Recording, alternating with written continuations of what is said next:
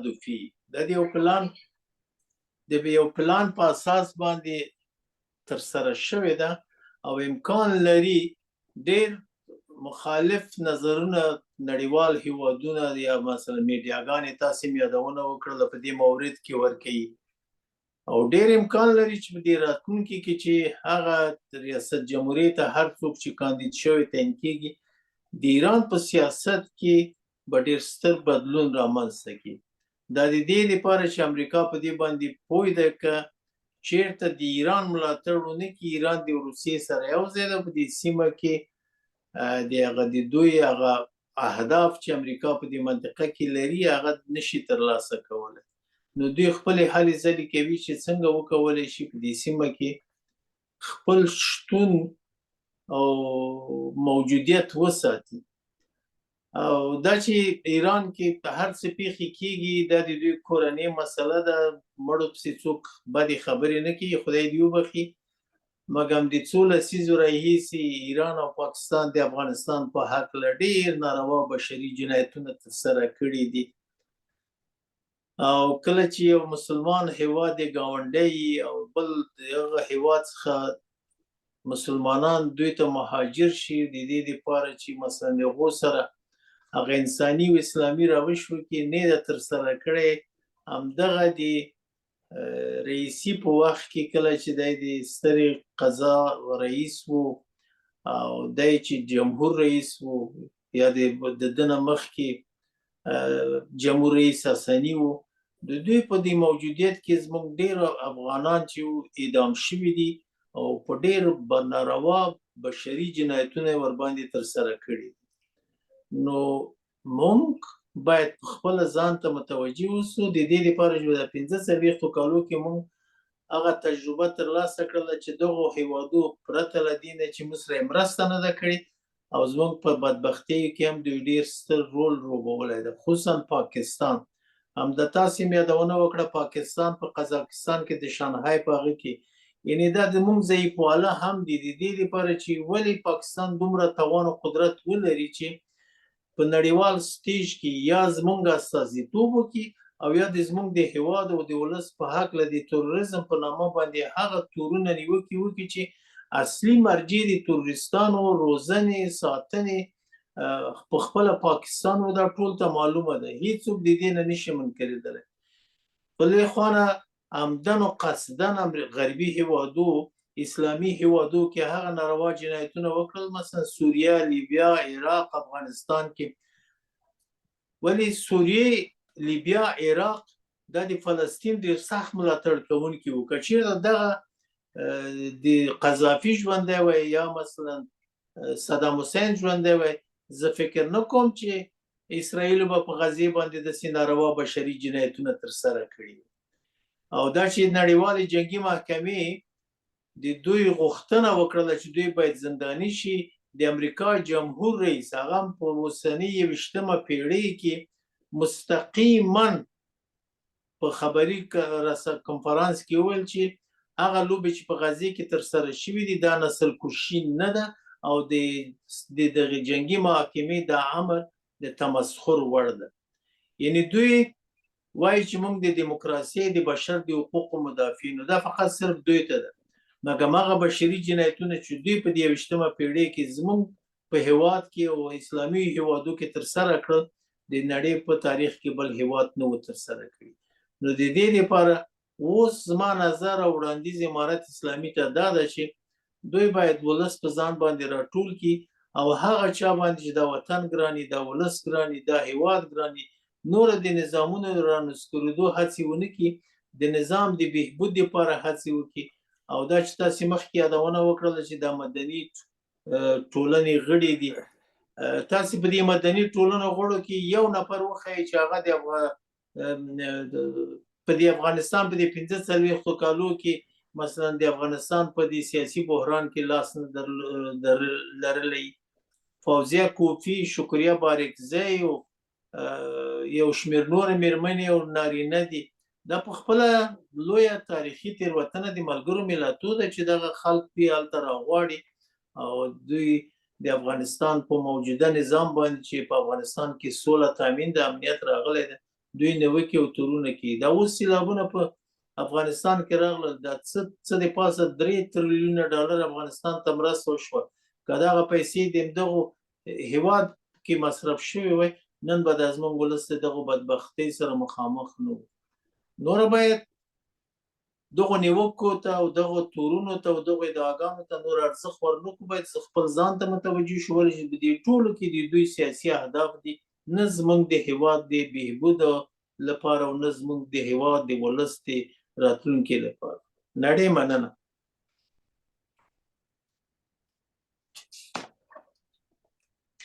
غږ هم نه راځي خادم صاحب. ډېره مننه کوم زاده صاحب، ډېرې ښې خبرې. ستاسو تحلیل هم په خپل ځای کې لکه د نورو خلکو غوندې یو د خاص ارزښت وړ تحلیل دی. موږ البته د خپلو دیدګانو ګورو ټولو مسایلو ته، د افغانانو د خیر د دیدګانو، د افغانانو د ملي ګټو د دیدګانو ګورو مسایلو ته. دغه ستاسو په خبرې کې وویل شو چې امارت ته پکار دی چې ولس په ځان باندې راټول کړي، ملت په ځان باندې راټول کړي. دا خو 3 کاله څه کم 3 کاله کېږي، 2.5 کاله وشو. د افغانستان اکثره خلک، مفکرین، منورین، هغه د مبصرین، سیاسي تحلیلګران، دا ټول دا خبره کوي چې یوازینۍ لار همدا ده چې د امارت اسلامي او د ملت ترمنځ باید فاصله موجوده نه وي، یو په بل کې بیخي مدغم وي. مګر موږ یې ګورو چې د څه ورته وایي په دې باندې ډېر کار نه دی شوی. زاده صاحب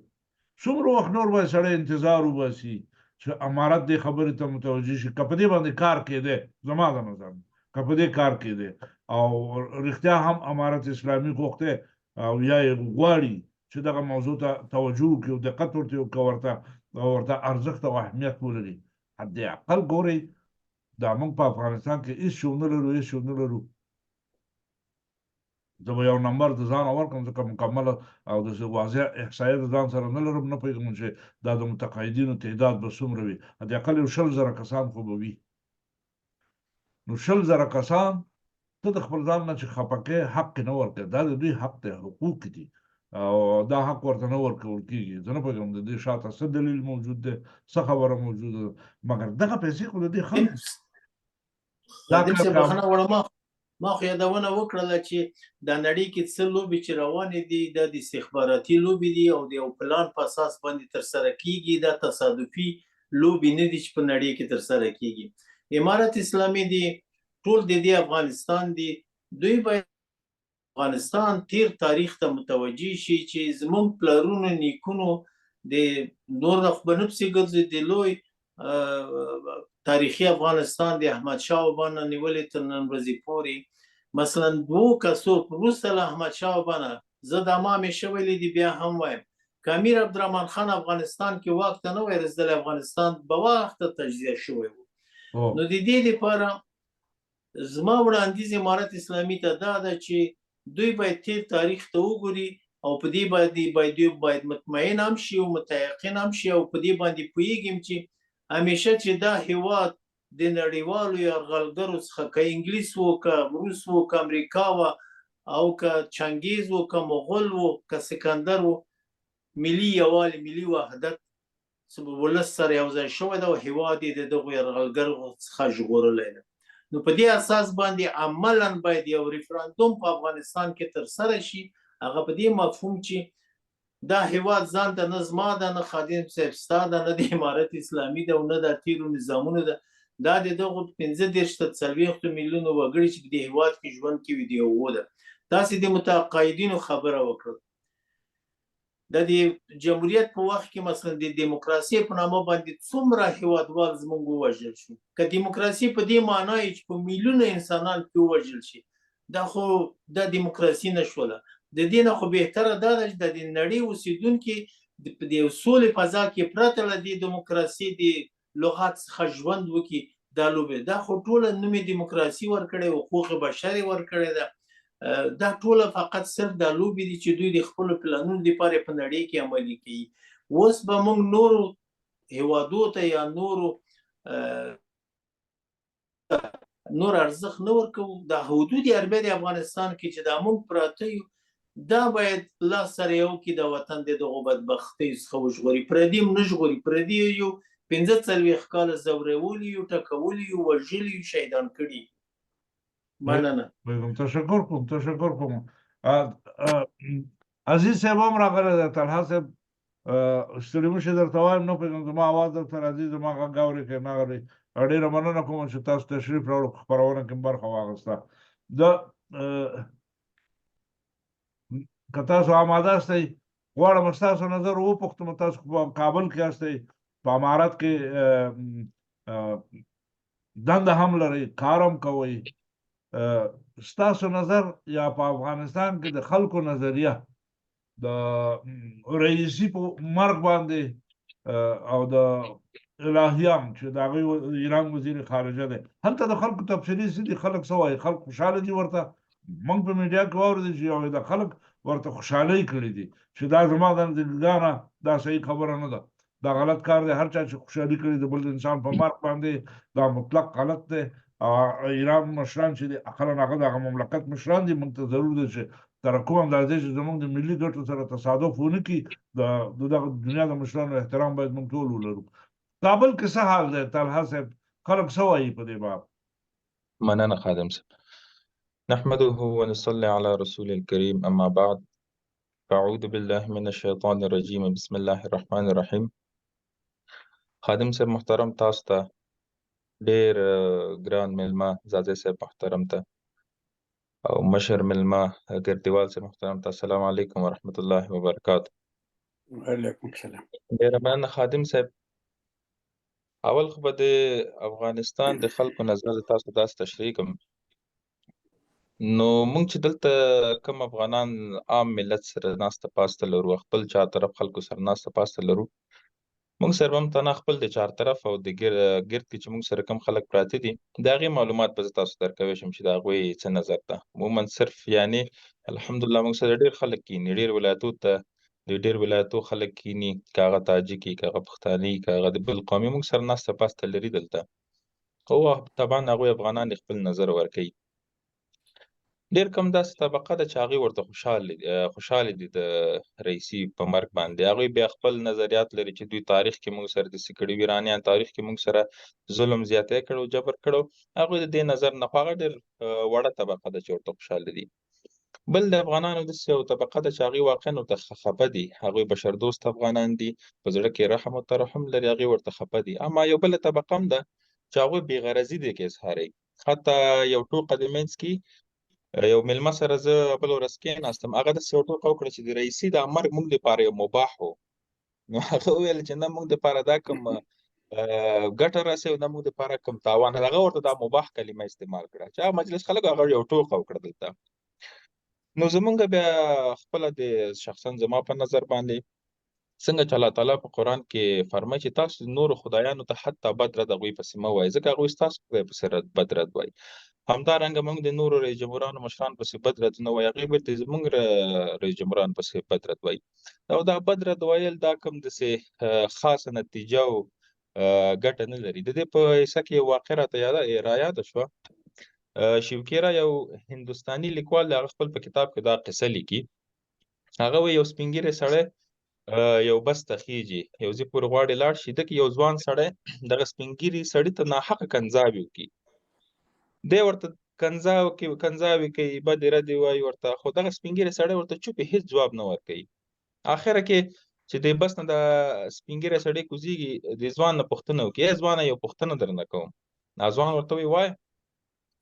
دا سپین ږیری سړی ورته وایي یو پوښتنه درنه کوم، کله چې یو څوک یو چاته تحفه ورکړي، یوه ډالۍ ورکړي او هغه کس ووایي چې زه ستا دا تحفه نه اخلم، دا زما له خوا نه رد ده، نو هغه تحفه بیرته د چا کېږي؟ نو دا ځوان ورته وایي طبیعي خبره ده، بیرته د هغه صاحب کېږي. څوک چې هغه تحفه یې ورکړي چې تا رد کړه، خو بیرته دا صاحب شوه تحفه، بل څوک په منځ کې نشته. نو هغه م ورته د بوډا م ورته وویلې وایي څنګه چې تا ماته دا کمې تحفې راکړې، د کنځاو دا بستې د ماته راکړې، زه هم دا ردوم. نو دا کنځلې بیرته د چا شوې؟ خو ستا شوې. دا دشنام او دا تحقیرول دا فایده نه لري، دا بلکې سیاسي اړیکې او سیاسي مناسبات ټول ته زیان رسوي. نو زموږ طرف نه هم که موږ په دې کې خفګان او خواشیني نه وي اظهار کړی، نو زموږ دا مشران چې کوم د اسلامي امارت دي، مثلا متقي صاحب او ملا برادر صاحب دوی به هلته نه ورتلل، خو هغوی تاسو وګورئ هغوی هلته ورغلل. بلکې د تاریخ نه وګورو ایرانیانو که څومره افغانان سره په تاریخ کې زیاتې کړي، ظلم کړي، افغانانو بیرته هغوی سره خپل په وخت کې چې افغانان په قدرت کې وو، افغانانو هغوی سره کوم بد رد یا ظلم ستم یې په هغوی نه دی کړی. زه به یو دوه مثال یې تاسو ته کړم. څه وخت چې د هوتکیانو تاریخ راځي، ګورګین خان چې کله په د ایران یو نماینده په افغانستان کې دلته چې حکومت دغه چارې مخ ته وړي، نو تاریخ ټول ته بهتر معلوم چې میرویس هوتکي هغه ته شکست ورکوي په خپل هغه هنر او په خپل پوهې د هغې په وسیله هغه ته شکست ورکوي، هغه ختموي. بله بیا چې کله د میرویس هوتکي تاریخ ختمیږي، ورپسې د میرویس هوتکي ورور عزیز هوتکي پاچا کیږي. هغه بیا داسې وایي چې اوس موږ ته خپل د ساحې فتح کړې، خپل دوی ته شکست ورکړو، خو هغه وخت کې افغانان د ایران ساحې ته نه ننوتلي، هغه صرف هغه بعضې سیمې نیولې، اما تر اصفهان او قدوس هغه پورې افغانان نه رسېدلي. نو عزیز هوتکي دا فیصله کوي چې اوس ورته خپل ازادي واخیستله، نور دوی پورې کار نه لرو، دوی سره کوم دښمني او ستونزه ورسره منځ کې نه، دوی سره به صلح‌آمیز مخ ته لاړ شو چې دا د جرګې خلک ورسره ونه مني او دلته چې میرویس عزیز د انار قلعې نه غورځېږي، نو بعضې داسې تاریخ لیکي چې دا د جرګې خلکو وغورځوه، بعضې وایي نه دا په خپله وغورځېده، خو بهرحال خپل دغه کېږي. یعنې ده هم چې کله هغوی ته شکست ورکړ، استقلال ته ده کولی شو بیرته په هغوی باندې هماغه کوم ظلم ستم کړي، اما کولی شو اما دوی پې افغانانو پې داسې کوم نظر نه درلود، دا یو مشر یو پاچا و. بیا ورپسې چې کله محمود خان هوتکي پاچا کېږي په افغانستان کې، هغه بیا فتوحات کوي، هغه تر اصفهان ځان رسېږي. زما په نظر هغه وخت پاچا شاه حسین بایقرا د ایران پاچایي. نو د پخواني حساب باندې چې کله ته یو پاچا ته شکست ورکړې، نو هغه طبعا د وخت په مطابق باندې هغه ته یا کوم سزا موجوده، خو د وخت باندې سزا دا و چې بندي کېده، زنداني کېده هغه پاچا. نو شاه محمود هوتکي شاه حسین بایقرا هغه ته چې کله اصفهان نیسي، د غرمې ډوډۍ او د شپې ډوډۍ هغه سره په یو دسترخوان خوري، هغه ته ډېر په قدر ګوري او په ټوله ورځ ورسره دربار کې. چون د هغه وخت زمانې قانون و چې پاچا باید چې شکست وخوره بندي شي، د شپې به یې زندان ته لېږه، د ورځې به یې ورسره ډوډۍ خوړله. یعنې هغه د افغانانو یو نیک سلوک و هغوی سره، چې افغانان هېڅ وخت چا باندې ظلم او ستم او چاته د ضرر رسولو دا تاریخ نه که وګورې، افغانان دغه خوی او خواص نه لري. نو همدارنګه چې ملا برادر صاحب هم همداسې ایران ته ځي او د هغه د شهیدانو ورته ووایو، هغوی ته د هغوی فاتحې ته ځان رسوي، دا ډېر سیاسي ګټې لري. اوس دې نه بعد که ایران کې بل رئیس جمهور راځي یا ایران کې نور مسؤلین راځي، نور چارواکي راځي، هغوی دپاره دا یو ښه ګام دی د دوستۍ لپاره. یعنې طالبان او د نوي راتلونکي رئیس جمهور دپاره یو د دوستۍ لاس ور وړاندې کړ. دا ډېر دا وړې خبرې نه دي، دې کې نور پیامونه او پیغامونه دي چې راتلونکي رئیس جمهور دپاره یا راتلونکي مشران دپاره د ایران چې هغوی پوه شي چې افغانان چا سره یعنې بد روابط دا شی نه غواړي. عزیز صاحب ستاسو سره خو په دې خبره کې زه خو شخصا موافق یم، ډېر خلک به نور هم در سره موافق وي.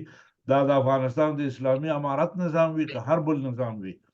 افغانستان دې ته ضرورت لري چې ټولې نړۍ ته د ټولو هیوادونو ته د ورورۍ لاس اوږد کړي، د دوستۍ لاس اوږد کړي، د ټولو سره خپل تعلقات او صمیمانه هغه بالمثل روابط ورسره وساتي. دا ډېر موږ ته مهم دي. او د دې خبرې تردید یا د دې خبرې په مخالفت کې تر اوسه چا څه نه دي ویلي چې د اسلامي امارت مشران ولې هلته لاړې یا دا لاړ نه شو. دا یوه فریضه وه، موږ یې تقدیر کوو چې دا کار شوی دی، دا ډېر ښه کار شوی. خو خبره په دې کې وه چې راځه په دې وغږېږو چې تحلیل د خلکو څه شی دی، د امارت اسلامي تحلیل په دې برخه کې څه شی دی چې دا تیاره ولې سقوط شوه؟ کومه خرابي په تیاره کې وه، دلته کومه دسیسه موجوده ده، دا د کوم چا لاس پکې دی؟ دغه خبره باندې لږ بحث وکړو چې دا راټول کړو سره چې د سقوط تر شا د چا لاس دی. ځکه دا د ایران په دغسې حساس وخت کې ډېره لویه دغه ده، څه ورته وایي، هم د ایران دپاره ضایعه ده او بل د جهاني او بین المللي امنیت دپاره لویه خطره ده. ځکه خلک لګیا دي په دې کې ګوتې وهي، اسرائیل باندې تپي، په امریکا یې تپي، په بلې دا ملکونه پکې را دخیل کوي خلک چې په دې کې به د چا لاس وي. دغه باندې که لږ وغږېږو سره. خادم صاحب محترم، امارت اسلامي په دې باندې داسې کوم خاص دغه نه لري. که تاسو د ذبیح الله مجاهد ویاند او داسې د نور مشرانو ټویټونه وګورئ، د هغوی مصاحبې وګورئ، هغوی صرف خپل خواشیني اظهاره کړې ده او د ایران ملت لپاره یو صبر دعا کړې ده. نو که دغه د اسرائیل مسله راواخلو، که دا حقیقت وي که حقیقت نه وي، که داسې وبولو که دا حقیقت هم وي، یا کوم دی که د بل هیواد لاس وي چې امارت پکې خبر وي، یا بغیر د اسرائیل پکې نور همسایه هیوادونه په دې کې کوم لاس وي، امارت اسلامي فکر نه کوم دا ورته مناسب وي چې هغه په میډیا په سطح یا په لویه سطح هغه دا اظهار وکړي چې دا فلاني هیواد دا کار کړی یا فلاني هیواد دا کار کړی، ځکه دا زمونږ پالیسي نه ده، د اسلامي امارت دا پالیسي نه ده چې یو دوه هیوادونه یا سره په جنګ واچي، ځکه دغه نفاق رامنځته کیږي. دغه مسایلو کې رفاق د دې کې بیا اسلامي امارت باندې خلک د بد دغه ګمان کوي چې دا یعنې دوه هیوادونو منځ کې نفاق راولي یا دوی خپل منافقتونه کوي، ځکه اسلامي امارت پالیسي د سرو نه شروع نه همدا ده. دوی هغه تېر امارت کې چې تاسو د دې دستور ولولئ، دوی په اول نه دوی پالیسي د سیاسي پالیسي د دوی واضحه وه چې شفاف پالیسي، پاک سیاست چې پکې هیڅ کوم فساد او چل و فریب او دوکه پکې نه وي، ځکه د سیاست اصل تعریف تدبیر او پلان او برنامه ریزي ته وایي او تدبیر جوړولو ته وایي. اما د اوسني سیاست تعبیر خلک داسې کوي چې سیاست دوکې ته وایي، فریب ته وایي او غولولو ته وایي. اسلامي امارت کې کوم داسې او که نظر لري هم که معلومات لري هم دوی دا نه وایي او دا مناسب هم نه ده چې د اسلامي امارت دغې کوم داسې نظر ورکړي چې هغه د دوه هیوادونو ترمنځ نفاق ذریعه وګرځي. نو زما په نظر هم داسې څه ویل شوي نه دي اسلامي امارت نه او نه د کوم مشرانو خوا نه موږ څه اورېدلي، خو دعا یې ورته کړې ده او مشران ورغلي دي او نور داسې کوم خاص دغه اسلامي امارت دا نه دي ویلي چې دې کې د کوم هیواد لاس و یا دې کې کوم ستونزه به څه وه. صرف د ایراني ریپورټرانو خپل منځ د ایران کې چې کوم خلک د ډیری خلک ورته خوشحاله دي، ډیری خلک ورته خفه دي، ډیری وایي دا د اسرائیل ده. نو د دښمن خو هر څوک لري، هر الله تعالی چې الله د هغه په دې نړۍ کې خپل دښمنان لري، همدارنګه پیغمبر علیه السلام هغه چې پیغمبر د هغه په دې نړۍ کې خپل دښمنان لري، مسلمان په دې نړۍ کې دښمنان لري. یهود او نصارا سره جوړ نه دي. قرآن کې آیت هم دی، قالت اليهود ليست النصارى على شيء وقالت النصارى ليست اليهود على شيء. دوی سره خپل منځو کې هر څوک دلته دښمن لري، هر څوک خپل ځان کې دښمن نه لري، هغه خو یا زرتلي رسم قول په حساب نه منافق دی چې څوک کوم ځای کې دښمن یا ځان ته کوم رقیب په حساب ونه لري. نو خادم صاحب محترم، اسلامي امارت فکر نه کوم دغه کوم داسې نظر و. عزیز صاحب تشکر کوم ستاسو د خبرو په قول باندې چې داسې ما خپله ته نه برداشت کړی دی چې انتظار به کوو چې د دې خبرې شاته شی راسپړل کېږي یا پیدا کېږي. موږ انتظار کوو، مګر زه خپله د خپل شخصي نظر وایم، د خپل شخصي نظر په دې معنی وایم چې ایران به موږ سره ښه کړي که بد کړي دا به تاریخ ثابتوي او د افغانانو روابطه لکه څنګه چې تاسو ډېر ښه مثالونه پکې ورکړل، د ټول جهان سره په ټول تاریخ کې ډېر ښه روابط دي. افغانانو هیڅکله متجاوز سیاست نه دی غوره کړی، همیش دفاعي سیاست لري افغانان د ټول نړۍ په مقابل کې، د دوستۍ لاس یې همیش اوږد دی ټولو خلکو ته او امارت هم دغه پالیسي تعقیبوي. پرېږدو دا خبر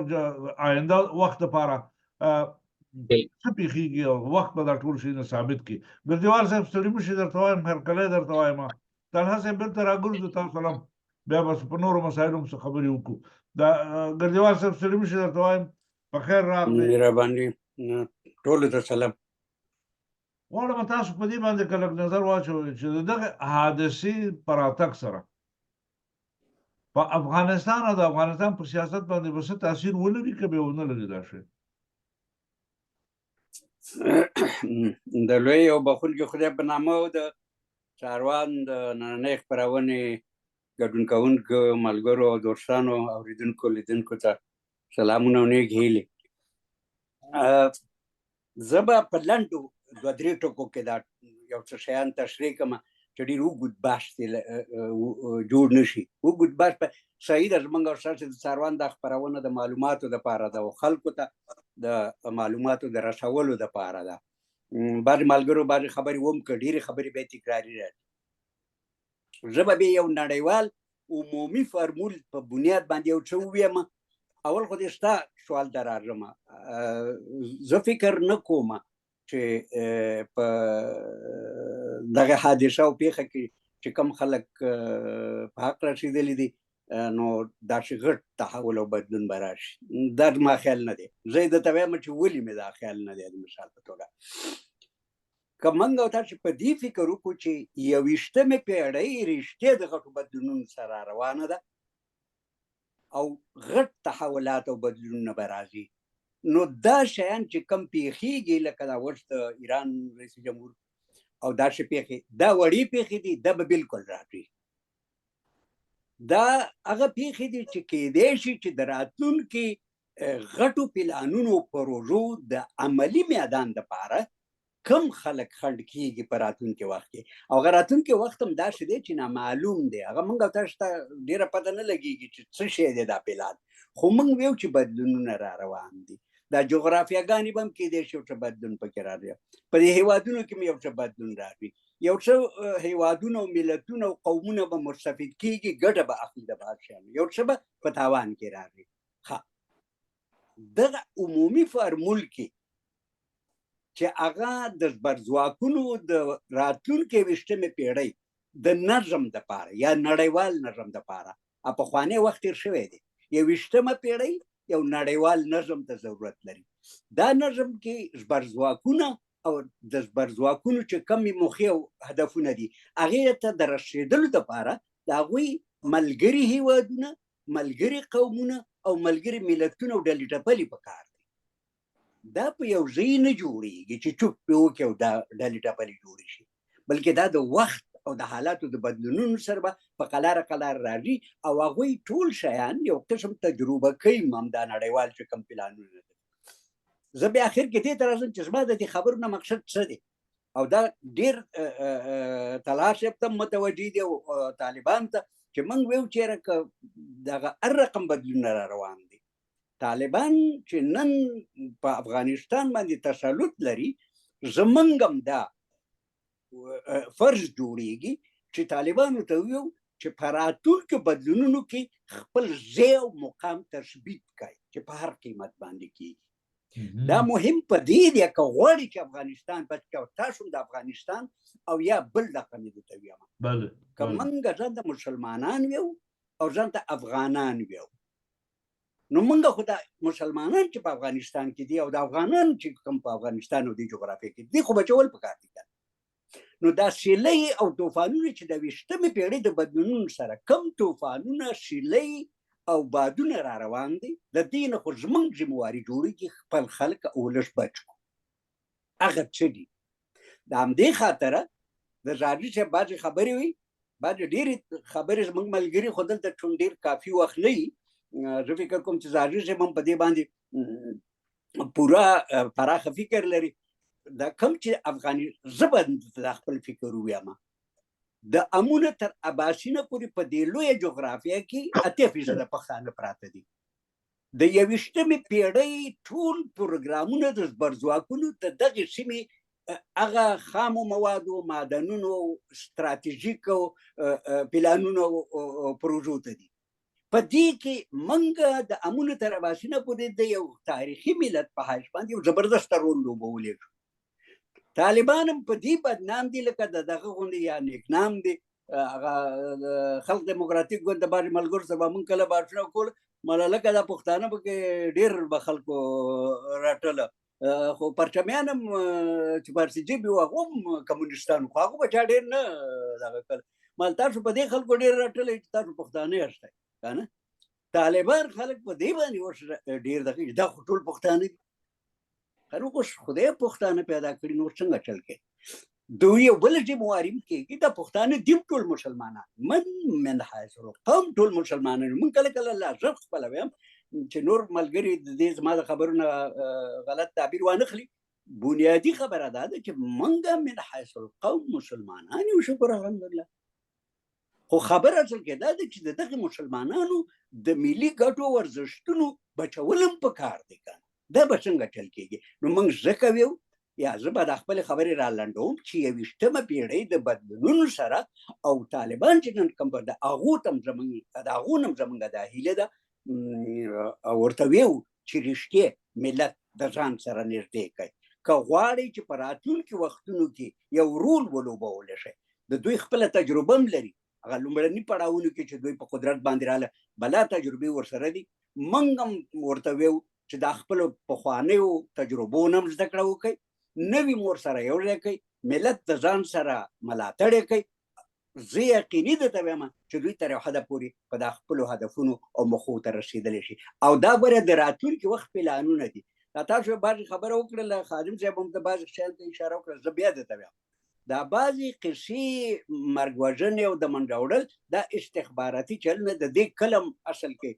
کوټلې نتیجې نه راوځي، ځکه چې دا په پټه کې څون پټ کارونه دي پټ پاتې کېږي. هېڅوک به یې راونه باسي. دا اسرائیلو کړي دي او دا نه پوهېږم تاجکستان کړي دي او دا نه پوهېږم خپله ایرانیانو کړي دي او پلان دا بله قصې به خو ته به پکې رڼۍ ونه ویني. نو چې رڼۍ پکې نه ښکاري په دې کې ډېر داسې د کینیډۍ په شانتې خلک په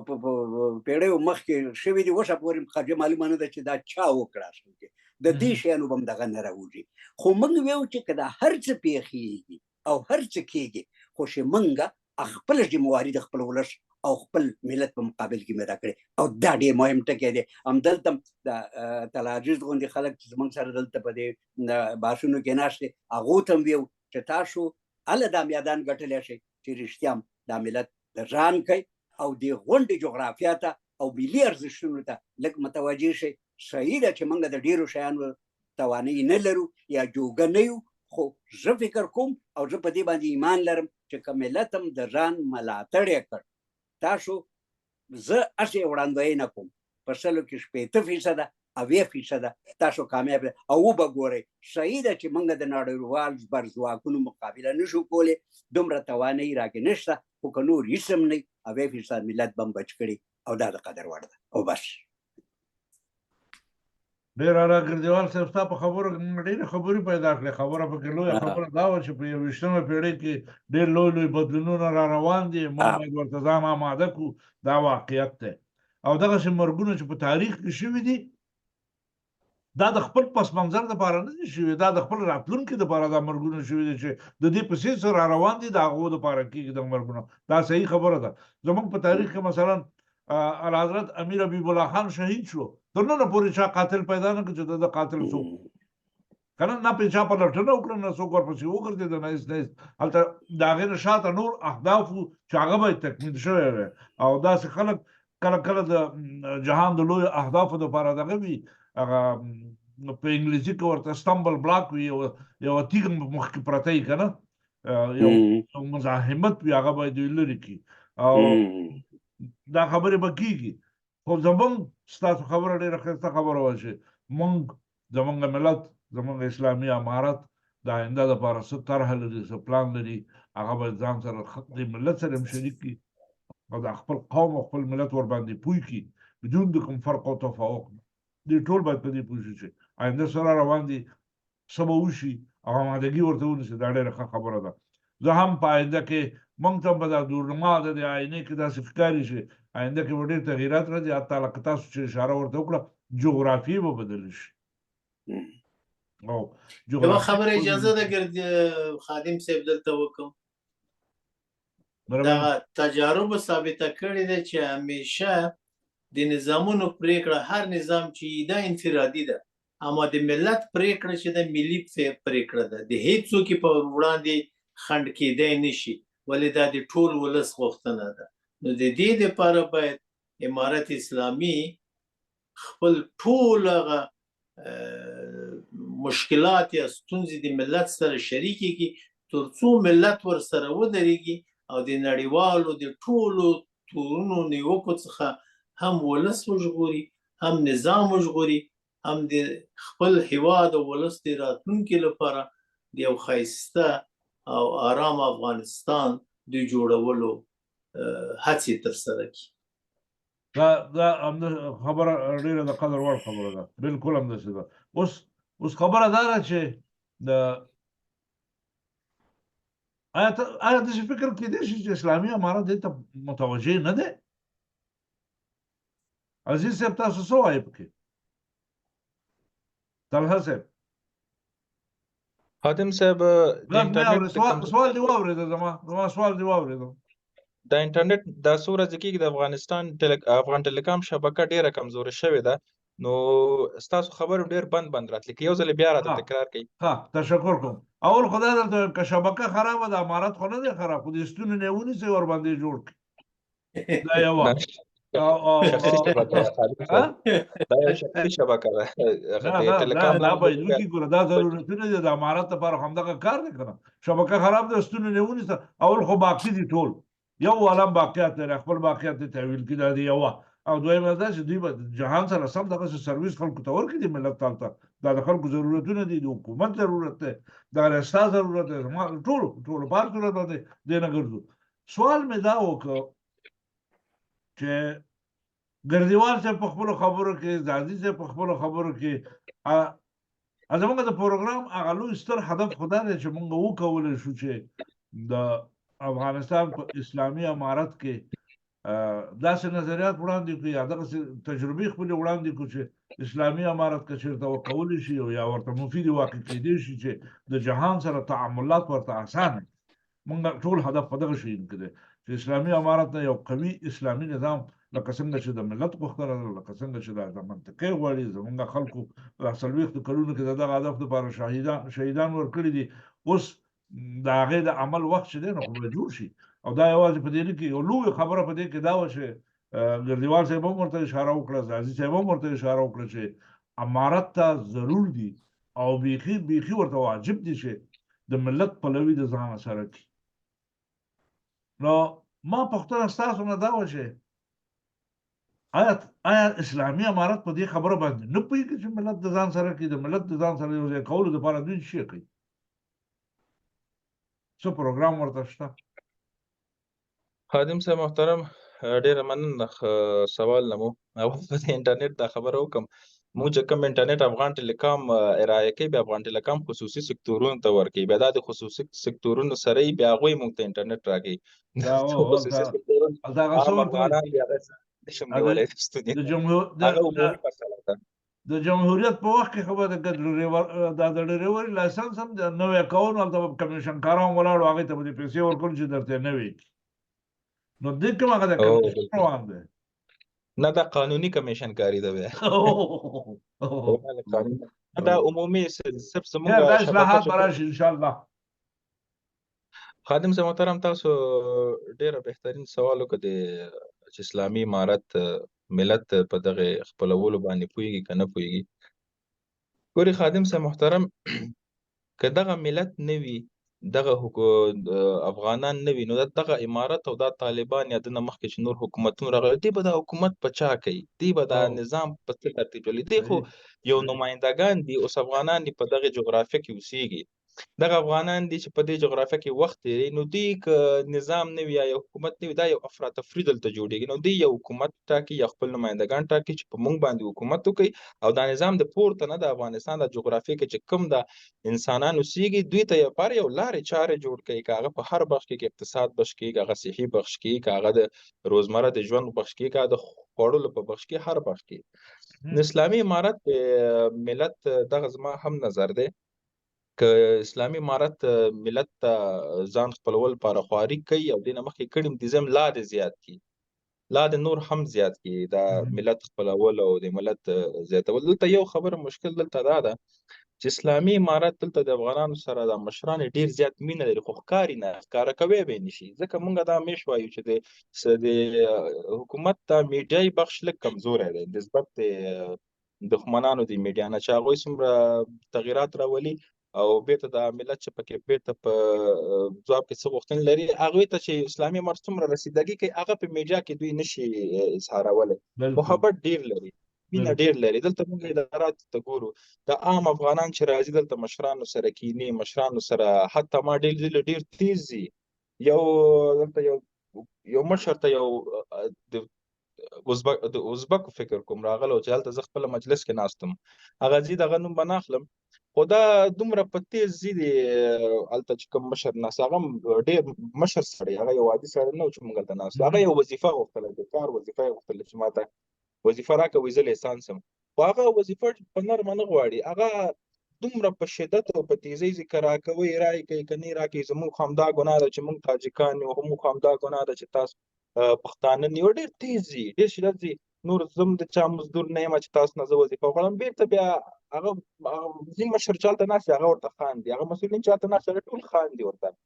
بیا هغه مشر راځي په سر ورته لاس کش کوي چې خو دا هر فکر مه لیوني ته کوه سړی خاندي کنه نه خو بیا هغه راځي هغه ته وظیفه ورکړي یا ماضي په ځي مقرروي هغه بیرته ډېر زیات خوشحالیږي زما په نظر اسلامي امارت ملت ته ډېر زیات متوجه دا دومره کارونه چې کوي دا دومره اقتصاد دپاره دا کوشش چې کوي خادم صاحب دا ملت دپاره کوي افغانان باور کوي خادم صاحب زه دلته په افغانستان کې په یو دولتي په پروجیکټ باندې کار کوم چې هغه کې مونږ تخمیني 10,000 افغانان ته چې مونږ د کار زمینه پکې برابر او ډېر زر به دا کار وشي د دې زیری به زه بیا تاسو ته درکړم دلته مستقیم ډول او غیر مستقیم 10,000 افغانانو ته موږ ته د کار زمینه برابر او دا به ډېر زر دلته راشي موږ امیر المؤمنین صاحب ته قوانین لیږلي چې هغه یې تایید کړي چې هغه یې منظوري راولېږي بیرته موږ ته بیا موږ کار پیل کوو هغه کار چې پیل شي به انشاءالله تاسو به ډېر زر وګورئ دا زیری به انشاءالله زه ستاسو د میډیا د لارې نه د افغانانو ته ورکړم دې کې به ډېر لوی متخصصین بهر نه به راځي پکې او پکې د داخل افغانان به داسې به نور هم کارونه لاره کړي دا ټول افغانانو دپاره کېږي دا ټول د ملت دپاره کېږي عزیز صاحب دا خو د ښه زیری وکړو بخښنه غواړم خبرې دې قطع کوم دا د ډېر ښه زیری وکړو او زه هیله کوم چې په دې باب باندې ښه مکمل معلومات یوې هفتې دپاره در سره وي دا زموږ ټول اورېدونکي واوري او زموږ د چینل د لارې نه خپاره کړو دا به ډېر ښه کار وشي په دې وخت کې زه خپله کار کوم دا به انشاءالله خیر د بل هفتې کې به په همدغه اقتصادي موضوع باندې راشو په هغې کې به انشاءالله تاسو ته دا ټول تشریح کوم په دې کې مونږ ډېر خوارۍ روان کړی او دا خوارۍ مونږ 2.5 کاله مخکې مونږ داسې یو اقتصادي ترتیب افغانستان ته راوړل غواړو چې دا به په افغانستان په تاریخ کې د اول ځلې چې داسې کوم ترتیب راځي افغانستان د په نورو هېوادونو کې شته په چین کې په دوبۍ کې دا به مونږ اول ځلې چې افغانستان کې دا فعاله او ډېر په لویه سطحه فعاله و ده انشاءالله دا زیری به انشاءالله زه عزیز صاحب یو سوال درنه وکړم یو سوال درنه کوم لنډ هغه نوې پروژه چې تاسو عملي کوئ دا به څوک په کار کېږي ورته پوه نه شوم زموږ په شاوخوا کې به څوک ورته ډېر په غوسه وي په غوسه به هغه خلک خادم صاحب چې د افغانستان آبادي نه غواړي افغانان او د ملت خوشحالېدل نه غواړي او دا به دا لیدلی نه شي چې طالبان او حکومت څومره ښه ترتیب سره په څومره ښه فکر او مفکورې سره لګیا دی کار کوي او طالبان یو ښه پیغام او ښه میسج لګیا دی نړیوال ته ورکوي نو طالبان او خپل همسایګانو سره تعلقات ښه کېږي نو دا چې کوم خلک دا شی نشي کتلی هغه به ورته طبعا پکار وي ډېره ښه خبر ده عزیز صاحب ډېر ښه خبر ښه زیری دې وکړو راځه زما په نظر باندې ځکه دا سیاست او اقتصاد څنګ په څنګ یو د بل سره ځي او که یو د بل نه لرې شو بیا یو هم نشو تللی بل خادم صاحب ډېر بخښنې سره تاسو مخکې د تقاعد خبره وکړه چې تقاعد کې چې کوم خلک ناراض دي د هغوی ته به زه یو مسله وکړم دا فرمان چې کله د تقاعد راځي دې کې صرف دا ویل کېږي چې تقاعد معاش د معاش نه تقاعد ټولول بند کوي دا نه دی ویلي چې پخواني خلکو د تقاعد نه ورکول کېږي د پخواني خلکو چې چا نه تقاعد اخیستل شوی دی دا د هغوی حق دی په حکومت باندې یو قرض دی دا قرض به حکومت ادا کوي دې ته یو تصامیم نیول کېږي امیر المؤمنین صاحب کابل ارګ ته یو شفاهي دغه باندې هدایت ورکړو چې ماته د متقاعدینو لیست راکړي چې زه وګورم دا متقاعدین څومره دي څومره بودیجه ورته پکار ده چې آیا دا په قسطونو ورکو دا په ماهانه ډول ورته ورکو چې دا یو پلان ورته روان دی چا نه چې اخیستي دي هغه ورکوي انشاءالله او دا چې کوم نوي دي دې نه نور مه اخلئ ځکه اسلامي امارت دا نه وایي چې زه تا نه پیسه واخلم آینده کې بېرته تا ته درکړم او په تا یو احسان واچوم د اسلامي اقتصاد لږ د نړیوال اقتصاد نه فرق کوي چې هغه انشاءالله هغه تقریبا بیا انشاءالله وشي ځکه اسلام زمونږ هیڅ وخت دغه یو فورمول لرو مونږ په د اسلامي تجارت کې هغه تجارت چې د یو ته پکې ډېره ګټه ورسېږي بل ته پکې مطلق تاوان ورسېږي اسلام د دغه رقم تجارت طرفدار نه دی هیڅ وخت اسلام د هغه طرفدار دی چې غریب او د مالدار پکې په یو حیثیت په یو دغه برابر اوسي د تقاعد دپاره لږ انتظار وکړو دا د مسله داسې نه وه چې پخواني ته نه ورکوي پخوانیو ته ورکوي خو هغه باندې یو تصمیم راوړي چې په قسطو یې ورکړي په کوم ترتیب ماهانه یې ورکړي او بودیجه لرو ورته او آینده کې یې ورکو نن یې ورکو سبا یې ورکو د دپاره ده او اوسني خلکو نه تقاعد نه کټ کېږي لکه ما نه هم دا څو میاشتې کېږي زه تقاعد ما نه معاش نه کټ کېږي زما 1100 افغانۍ که 1000 افغانۍ تقاعد کټ کېده ما نه نور نه کټ کېږي خو د پخوانیو نه چې کوم کټ شي او دا رشته چا نه چې نه کټ کېږي دې هم دا تشویش نه کوي چې موږ آینده کې یا بې سرنوشته شو نه هغې کې انشاءالله لوی تصمیم په هغه نیول کېږي چې څوک مثلا سپین ږیری شي یا معاش نه لري هغوی ته بل ترتیب ده. ځکه اوس تازه یو بل د امیر المؤمنین صاحب نه منظوري راغله دا کم دا ښار کې چې دا خیرات خواره ګرځي دا کم هغوی کې داسې تصمیم نیول شوی کم خلک چې د یو وخت او 2 وختو ډوډۍ لري هغوی نور بند کړل چې تاسو مستحق ناست د خیرات ټولولو تاسو به نور بایومټریک شوي بایومټریک پروسس بیا شروع کیږي تاسو به نور خیر نه غونډوي او کم خلک چې مستحق یا هغوی واقعا خوراک نه لري څښاک نه لري هغوی دپاره ماهانه فکر کوم 8,000 نه تر 9,000 یا 10,000 افغانۍ یو څه ترتیب ورته جوړ شوی دی چې هغوی خپل ژوند پکې څه یو څه تغییر پکې راشي. غږ مې نشته خادم صاحب. معلومات ډېر ښه معلومات دي راکړه موږ له زموږ ښاغلو اورېدونکو لیدونکو له زما په نظر باندې دا زیری پکې ډېر ښه دی چې دا نوې پروژه ده دا به راښکاره کېږي برسېره کېږي به او خدای تاسو ته توفیق درکړي خاصتا ستا په حق کې وایم موافقه اوسئ چې دغه کار سرته ورسېږي دا زموږ ټولو لپاره خوشحالي ده چې داسې یو کار شي چې 15,000 کسان په هغې کې د کار زمینه ورته مساعد شي 15,000 کوره دا چې د بیکارۍ نه خلاص شي یو قب حلاله روزي پیدا کړي دا د ټولو افغانانو لپاره د خوشحالۍ ځای دی. انشاءالله خپرونه اوږدېږي رانه ما سره خو ډېرې خبرې زه دغه یوه خبره کوم په آینده هفته کې په همدې باندې راځئ چې وغږېږو چې د افغانستان اقتصاد مخ په ښه کېدو روان دی خو د دې اقتصادي ښه والي تر څنګه موږ په سیاسي لحاظ باندې څومره د ښه کېدو خواته بیا روان یو ځکه سیاست او اقتصاد څنګ په څنګ روان دي او په سیاست کې موږ 2 برخې لرو یو زموږ داخلي سیاستونه دي یو زموږ بهرني سیاستونه دي دا داخلي او بهرني سیاستونه به د یو بل پورې تړلي دي دا دواړه او بغیر د دې نه هېڅ امکانات یې نشته موږ په خپل داخلي سیاست کې بعضې ضرورتونه لرو هغه ضرورتونه باید د افغانستان اسلامي امارت د یعنې ورته متوجه دي او نور هم ورته دقت پکار دی چې ډېر زیات دقت ورته وکړي دغه تشویشونه د خلکو د ذهنیت نه وباسي د هغې په ډله کې مثلا دا ډېره ساده خبره ده زه نه پوهېږم چې ولې دومره اوږده ده چې ښځې دې په افغانستان کې پېغلې مکتب ته لاړې شي مکتب ته دې نه ځي کار دې وکړي کار دې ونه کړي دا ډېره غټه خبره نه ده خلکو ډېره غټه کړه دا ډېره غټه شوه دا یوه بهانه جوړه کړه د اسلامي امارت لپاره خلکو د دې نه جهان هم ته نه جوړه کړه د اسلامي امارت مخالفین هم په دې کې زنځیرونه اچولي دي کشکۍ اخوا دېخوا دا ساده موضوع ده دا به ډېر ژر باید حل شي او خادم صاحب په دې کې به زه صرف دومره اضافه کړم د ښځو د کار مسله کې چې دا خادم صاحب پخوا چې کوم په دولتي چوکاټ کې په زرهاو ښځې وې چې هغوی کارونه کول دلته هغوی په زرهاو یا په لکهاو ښځې وې چې هغوی معاش اخیسته دلته د دولت ادارو نه دا تاسو ته په دغه خبرې ثابتوم چې د پخوا نسبت دلته اوس ډېر خلک معاش اخلي کوم داسې مثال واخلو 3,000 بستونه دي ټوټل مثلا په یو اداره کې که 3,000 بستونه 2,000 بستونه د سړو 1,000 بسته د ښځو هغه 2,000 بستو کې خو اوس هماغه پخواني سړي دي دا 1,000 بستو په ځای چې کوم دي دا ښځې تللي دي نور 1,000 سړي راغلي دي او هغه ښځې چې 1,000 بستونه نه تللي دي هغوی ته هم په کورو کې معاش ورکول کېږي یعنې پخوا نسبت ډېر خلک اوس لګیا دي معاش اخلي ښځې په کورو کې لګیا دي معاش اخلي زمونږ ادارو ته دلته ماهانه ښځې راځي خپل حاضري امضا کوي مفت معاش اخلي قرار کور ته ځي نو ښځې د زنانو دپاره زه فکر کوم دا اوس مهال دپاره دا یو ښه کار دی چې هغوی باندې معاشونه نه دي بند کړي که آینده کې څوک د کار یو ترتیب جوړوي هغه به انشاءالله جوړ شي خو اوس مهال د هغوی معاشونه بند نه دي هغه پخوانۍ ښځې معاش اخلي پخوانۍ سړي هم لګیا دي معاش او د ښځو په ځای چې کم اضافه سړي راغلي دي هغوی هم لګیا دي معاش اخلي یعنې معاش د پخوا په نسبت اوس د دولت نه امارت نه ډېر خلک لګیا دي معاش اخلي او ډېر خلک مستفیده دي دا هم ښه خبره ده خو دا ډېر قابل د بحث ده قابل د بحث په دې ده راځئ چې دنیا کې به وګورو خلک فعال ملتونه تربیه کوي او جوړوي که موږ په کورونو کې خلکو ته معاشونه ورکړو یو ټمبل ملت مو جوړ کړو او د سبا دپاره د هغې نه به هېڅ کار هم نه اخیستل کېږي ټول به ټمبل پراته وي داسې نه شي چې هغه د سلطان محمود کیسه به موږ ټولو باندې سره شروع شي زه خپله شخصا د دې عقیده یم چې انسان د کار دپاره خدای پیدا کړي انسان باید کار وکړي که هغه نر دی که ښځه که لږ کولی شي که ډېر که زیات کولی شي او که کم او که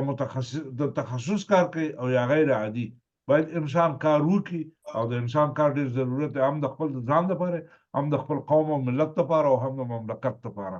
او دا چې حکومت د بعضې کسانو سره کومک کوي معاشونه ورکوي البته هغه کسان چې وړ د دغه معاشونه وي مثلا معیوبین دي هېڅ کار نشي کولی بالکل حکومت باندې فرض ده چې هغوی ته د ژوند معیشت ټول شیونه برابر کړي فاطمي صاحب ستړی مه شئ په خیر راغلی وعلیکم السلام سلامونه تاسې ته قدرمن ګردیوال صاحب ته زرجي صاحب ته طلحه عزیز بچي ته نو ټولو لیدونکو اوریدونکو څوک دلته موجود او پردې شاته ما ته نه ښکاري ټول څه سلامونه بس په احترام هم راغلی وروره تاسو خبرې کوئ زه اورم زه نور بالکل ستړی یم خدای شاید هم دا اوس 2 دقیقې کېږي د بلې برنامې نه راووتم 1 ساعت وه دومره مې ماغزه خوړلي دي پوره تاریخ مې د فلسطین د 1914 نه تر دغې دقیقې تشریح کړی که خلک پې پوه شي نو والله اعلم نو سورین مې هم سوځي سر مې هم سوځي زه به صرف د مشرانو خبرو ته غوږ شم ټول ته سلام نور به تا ته به زحمت نه درکوو تاله به زحمت نه درکوو خو عزیز صاحب موږ له ډېر ښه معلومات راکړه ډېرې ښې خبرې وکړې او زه یقین لرم چا چې دا خپرونه اورېدلې هغوی ته هم لږه امیدواري ده خو خدای وکړي چې زر عملي شي لکه دا دنیا هم دې ته حیرانه ده چې طالبان ښه کار کوي که بد کار کوي په خو کې ټول قانع دي خو بدي پکې نشته بعضې کارونه ته نه خطا شوي دي په هغې کې باید ملت هم ورسره همکار شي دوی هم باید ځانونه را بیداره کړي هغه ځایونه چې وروسته پاتې دي هغې ته باید دقت وکړي کار وکړي چې دنیا هم ورسره ښه تعامل وکړي او زما په نظر باندې د آخري خبره کوم نور نه پوهېږم که دوستان څه خبره لري خو وخت شته زه یوه پوښتنه د فاطمي صاحب نه لرم فقط ولې چې ما د دې یو هغه مرکه واورېدله د ایران په هغه باندې چې د نوي حکومت یا رئیس جمهور چې په ایران کې ټاکل کېږي د افغانستان په هکله به د دوی سیاست بدلون ومومي که ونه مومي فاطمي صاحب دا دی راغلی پکې اجازه دغه د پوښتنې جواب به ورکړو مشکل نشته دا داسې یو تخنیکي دغه دی زه به یې داسې جواب کړم خپله انشاءالله زازی صاحب چون سیاسي تحلیلګر دی په هغه باریکي بیا پوهېږي دغه کومه پالیسي چې چا تعینه کړې وه هغه زعیم چې کوم ځای کې ناست دی هغه اوس هم ناست دی د چتر لاندې چې څوک راځي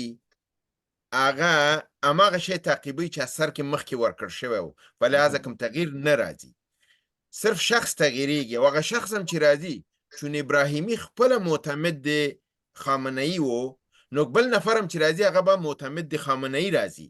او چې هغه راځي هغه به هر څه کوي چې هغه خامنه‌ای ورته وایي په لحاظه په پالیسۍ کې کم تغییر نه راځي نه د سیمې په هکله نه د افغانستان په هکله او نه په شرق اوسط کې چې هغه سوریه عراق او د امریکې په خلاف شي نو که چیرته خپله خامنه‌ای دی وژلی وی بیا دا غوغا به په دنیا کې وه بیا یو تغییر کلی راتله بیا یو نظام بدلیده یو سیستم بدلیده پالیسی بدلیدله ځکه چې اصلي ککره چې ده هغه ده د ده مثال زه لنډ داسې ورکوم په څو مرکو کې مې ورکړه په پاکستان کې ضیاءالحق رئیس جمهورو په سر باندې خو بل څوک نه و که نه ټوله پالیسي د هغه وه څه چې کول هغه یې تطبیقول امریکایانو نور هغه ته ضرورت نه درلوده فلهذا په تیاره کې ورته بم کېښوده ضیاءالحق ووژل شو د ضیاءالحق د وژلو سره نظام بدل شو د دیکتاتورۍ نه جمهوریت ته واوښتل انتخابات راغلل پالیسي بدله شوله نظام بدل شو هر څه بدل شو فرد په سر کې چې حاکمه و عین یو بل مثال به هم تاسو زه درکړم د جمهوریت په وخت کې د افغانستان کې که تاسو اورېدلي وقت په وقت به ویل کېدل پنجشیریانو به ویلې ما که بخوایم امروز کودتا میکنیم و کرزی از بین میبریم نو ما به هغه وخت کې دوی ته دا لیکل چې وروره کودتا ما ته خنده راځي چې ته وایې زه کودتا کوم ولې کودتا په هغه نظام کې کېږي چې ته حاکم د خپل د خاورې اوسې ته کودتا په فرد کوې ته به کرزی کوټه کې ونیسې خفک به یې کې مړ به یې کې نظام خو ته نشي بدلولی لپاره دی چې د نظام په سر یو بل نظام ناست دی او هغه امریکایان دي او هغه تا نه غواړي پنجشیری تا نه غواړي چې ته په سر کې کښېنې که ته کودتا هم وکړې ته نه کامیابېږې لپاره دی چې ستا په سر یو بل قوت دی یعنی افغانستان ریاست جمهوري آزاده نه وه په سر باندې یو بل قوت و کودتا نه شوه کېدلی اوس په ایران کې هم داسې دی رئیس جمهور خود مختاره نه دی آزاده نه دی د هغه په سر یو قوت ناست دی که هغه قوت د منځه لاړ شي نظام بدلیږي په ایران کې که هغه قوت ژوندی خپل پزي ګورئ 4 ستنې دي په ایران کې زه به تاسو ته تشریح کړم خامنه‌ای سپاه پاسداران شورای خبرگان شورای ملی دا 4 دي دا 4 واړه خپل پزي کې دي یو نفر د منځه تللی ځکه خو هغې په سبا اعلان وکړ چې وروره هېڅ شی تغییر شوي نه دي نه په پالیسۍ کې تغییر راځي نه په سیستم کې تغییر راځي ځکه خو کاظمي قومي په سبا باندې لاړ وزارت خارجه کې د متقي سره یې ولیدل چې وروره یو نفر مړ شوی دی خلاص زه د خامنه‌ای خاص استازی هم په افغانستان کې خاص استازی یم زموږ پالیسي چې د امارت اسلامي سره کوم یو دغه به مخکې ځي بل نفر چې راځي هغه به هم همدا پالیسي مخکې وړي کوم پالیسي تغییر نه خوري خاتمه چې تغییر نه خوري دا چې په 50 ورځو کې انتخابات کیږي یا په 6 میاشتو کې کیږي زما په نظر خو 6 میاشتو کیږي خو د دنیا د